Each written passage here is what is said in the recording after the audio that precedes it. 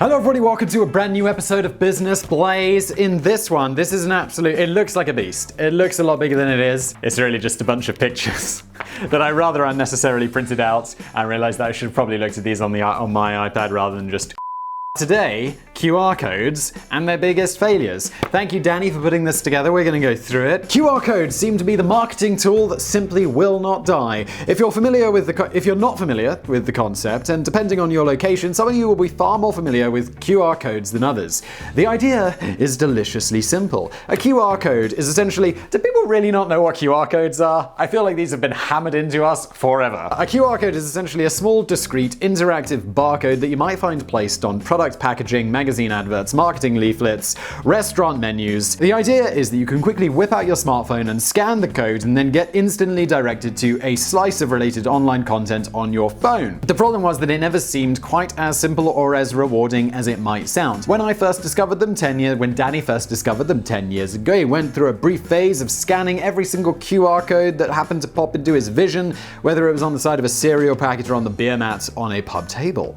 Well, it was a very brief phase. It only lasted about 2 days before I got fed up with it. If this was a while ago, because scanning QR codes used to be a pain in the ass. Well, more often than not, you would point your smartphone at the code, suddenly remember that you don't have the required software set up on your phone, you'd download the software, you'd try pointing it again, take several attempts until it scanned properly, and then finally get directed to a website that wasn't even compatible with your browser. I don't remember how long ago it was, but this was exactly the problem. I mean, they're a lot better now. The QR code often became the subject of ridicule over the last decade, and people were quick to declare the death of this failed format as early as 2011. But it never really went away. It's yet to take off in the USA, but a quick rummage through my own kitchen cupboards here in the UK revealed tons of products proudly displaying the strangely intriguing black and white graphic on their packaging. Now I'm super curious. I have these like glasses wipes. I just got barcodes on this. Everything from soup tins to bottles of vegetable oil, packs of sponge pan scrubbers had the codes. Strangely enough, I never got around to scanning the code on the sponge pan scrubbers. That is a tongue twister. Sponge pan scrubbers. Yeah, why would you? In fact, QR codes, or at least some variants on the same idea, are now making a major comeback and are widely tipped to become more popular than ever. But before we think about any potential future success, I thought it would be far more entertaining to take a look at just how badly some companies failed to get to grips with QR code marketing and how this interactive barcode managed to build up such a big reputation for being utterly useless. It's true. It's always more fun to laugh at failure than look at success. I left my shirt untucked again. I'll just tuck this in. There we go. You might be about to see 15 examples of mind-blowing genius which were just way ahead of their time. Or you could be about to see the hurried results of some particularly bad board meetings where everyone was in a hurry to get down the pub. Either way, these are some of the strangest, wackiest, and downright dangerous examples of business marketing you're ever likely to see. I've got them here, but obviously this isn't particularly useful for you guys. I'm just going to look at these and I'll throw them up on the screen. I'll put them next to me over here. Okay, so here we have a van with a QR code on the back, and it seems like the van is reversing. I kind of see the problem with this already. Danny says, slapping your QR code onto static promotional material is fine, but where's the challenge for your potential customer? How about placing it on the back of a moving vehicle instead? I can't see what could possibly go wrong with that. And if this van's got like its reversing lights on, also it seems like the back of the vans, the windows in the back, are also covered, so they won't be able to see anyone scanning the barcode, which is fantastic. Okay, so we got like a picture of a QR code on a sign, which seems to be for like houses for sale, maybe? Ideally, this huge sign could have displayed a handy map of the Marwood estate. Unfortunately, they slapped a massive QR code on the sign and then ran out of space. But all is not lost. If you mess around with your phone for a few minutes, you might just be able to scan the code and view a very small screen version of the giant map that should have been on this sign in the first place. So I reckon, I don't want to too hard on Danny's point here, but like, I will just, okay, my phone is off. My phone is off. I will pick up my phone. I will press the camera button. I will be able to open a map to Google. I got a Face ID. Okay, that's a little bit of a pain in the ass. But no, there we go. It's already loaded up. And then I think you can wander around. And I think that's pretty helpful. Actually, like, yes, if this was 10 years ago, I'd be enormously frustrated because it definitely wouldn't work. But nowadays, I do feel like this is a pretty legit use. This is like QR code ideas that are bad from Danny. And then Simon it's all over Danny's work. Oh, this one's good. This one's good. Why am I showing this to you? It's here, look. Okay. QR codes pop up frequently in all kinds of products packaging. The thing is, they usually go somewhere on the side or the back. You know, a place where they might be seen by human eyes. There's only one way that an eagle-eyed customer is likely to discover this particular QR code right on the bottom of the box, and that involves accidentally spilling raisins all over the floor. This is so true. If this is a good one. This is a good one. If this is in the store, you're never going to pick it up and look at the bottom. And if it's at home and you want to look at the QR code, you're just spilling raisins everywhere. This is dumb. I expect better from you, Sunmaid, and your delicious raisins.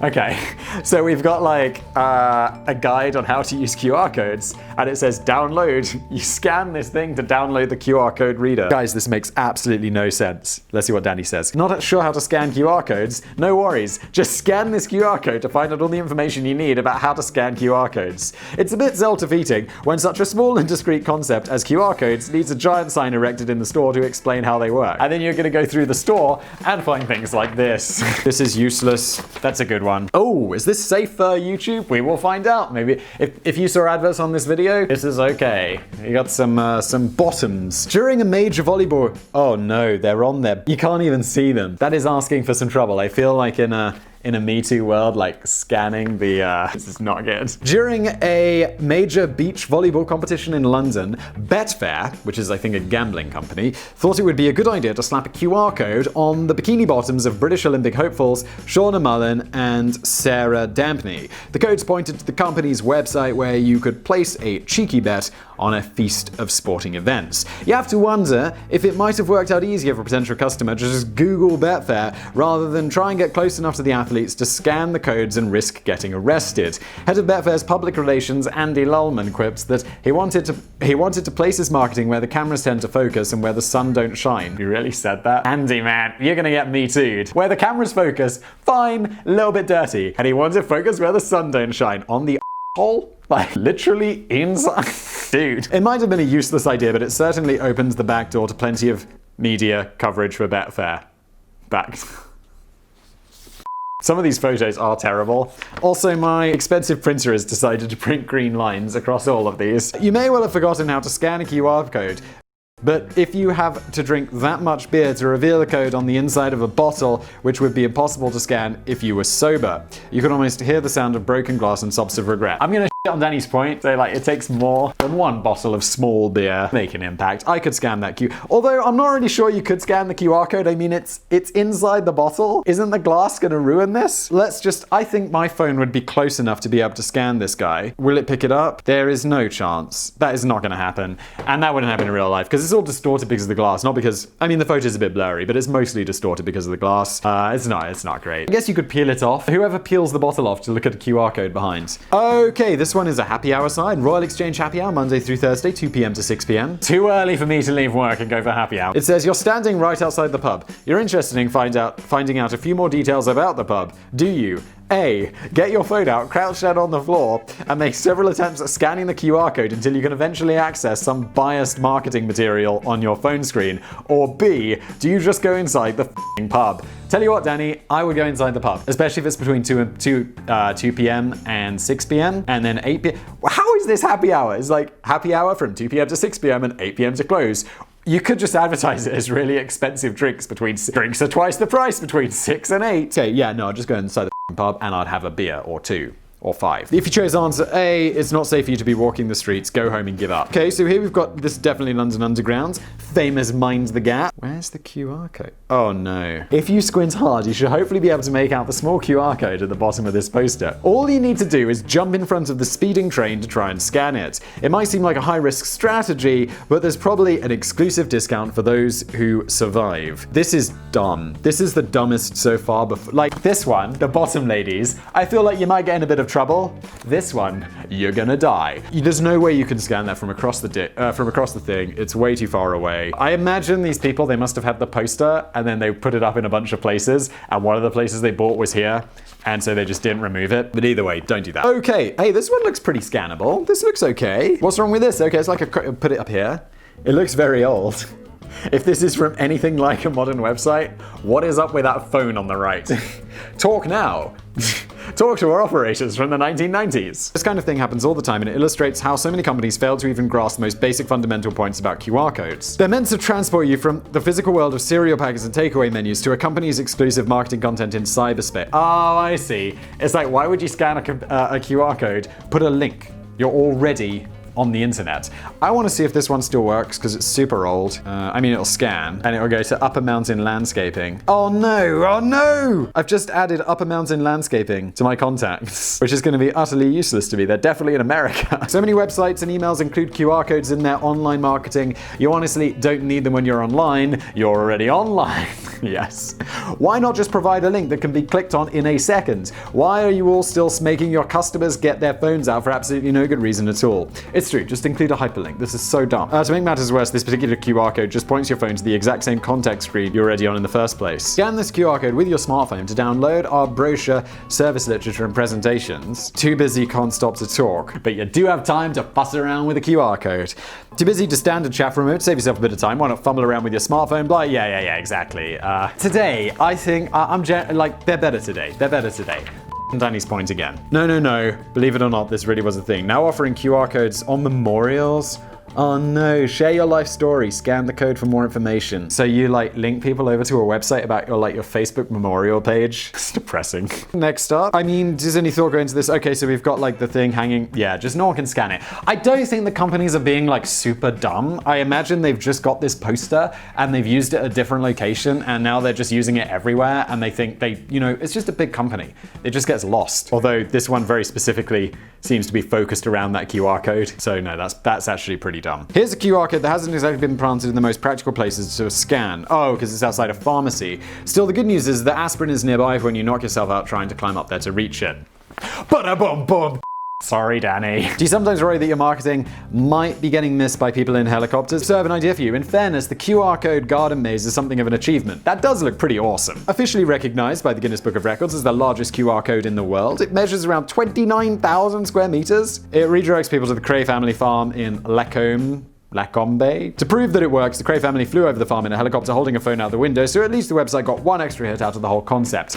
I think this is great. I think it's great marketing. It gets them into the Guinness Book of World Records, which is really expensive, by the way. You gotta fly those guys out and stuff and pay them. I think that's great. I think it's clever. Here's a pretty brutal lesson in human. Oh no, is that a tattoo? That's a mistake. That's gonna get all funky as you get older and no one cares about QR codes anymore. Here's a brutal lesson in human nature and a word of warning to anyone planning on getting a QR code tattooed on their arm. When the Argentinian football team River Plate beat their bitter rivals Bocal Juniors in the Copa Libertadores, I don't speak Spanish, can you tell? Final in, Argentina? They speak Spanish in Argentina or Portuguese?